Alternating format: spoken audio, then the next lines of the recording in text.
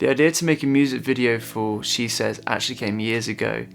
I released a demo for it during the pandemic, and a friend of mine, who's a director called Homlema Nyakale, got in touch. I just remember feeling immediately connected to the demo. It was essentially just Michael's stack vocals with just an electric guitar.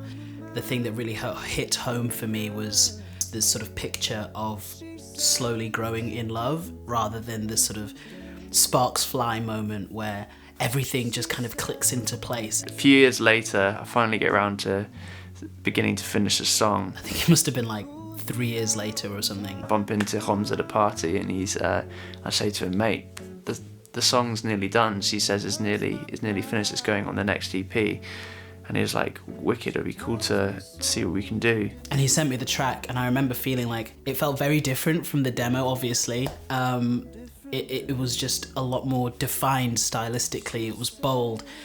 I initially was like, hey dude, I don't think that this sort of really sort of marriage story portrayal of a relationship would kind of work in this sort of track. And so I pitched him this abstract piece. His first idea involved using dancers and a sort of one continual shot. The visual inspo was very heavy, like Christina's World, Andrew Wyeth's Christina's World, and that concept was pretty ambitious to kind of make happen. And as we talked about it more, it couldn't quite work just because of budgets, of finding the exact right location, of getting everything together in time. So I said, it's a really cool idea and I'd love to do it. Thank you for pouring the time and effort and thought into it, but I don't think we're going to be able to pull it off, sadly. And I can't remember if he texted me or gave me a call afterwards, and he's like, mate, I need to chat to you about another idea that I've got. How can we make the original concept work for this new piece? Because it did feel really different. It didn't quite feel like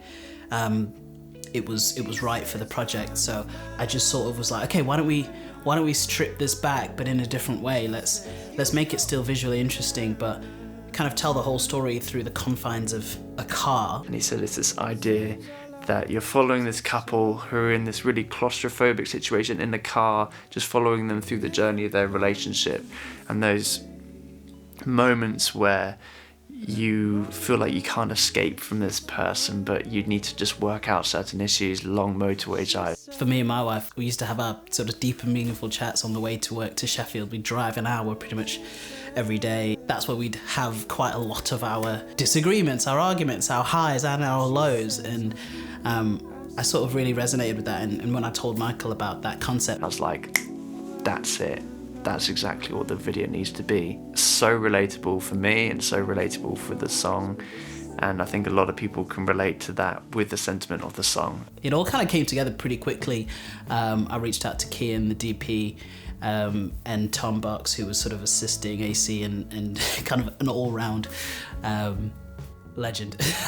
Homs just pulled it all together. He produced it and directed it, putting together a team of cinematographers, auditioning actors. We had a few friends helping out with audio and lending cars and houses, all that kind of stuff. I had a very short cameo where I'm banging on the bonnet of the car. If you didn't know that it was Michael, you just wouldn't think twice about it. And I think that's the really cool thing about this music video, and something that was definitely in the forefront, that you kind of pick up new things as you kind of go.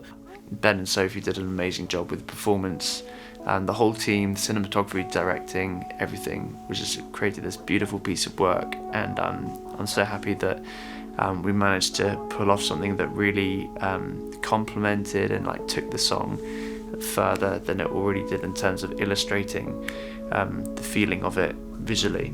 We went back and forth after we'd shot the thing as to whether or not we wanted people to hear the actual dialogue, because we'd written a whole script, and so we were like, do we want to hear what the characters are actually saying? Eventually we decided against it, just because we didn't really want to be too prescriptive with what their relationship is. It was more about the feeling of feeling let down, the feeling of unmet expectation, miscommunication, and then the feeling of just intense attraction, the being there for someone, the being somebody's somebody. It doesn't really matter what's specifically said. You can you can sort of fill in the gaps, and you can almost input yourself in their relationship.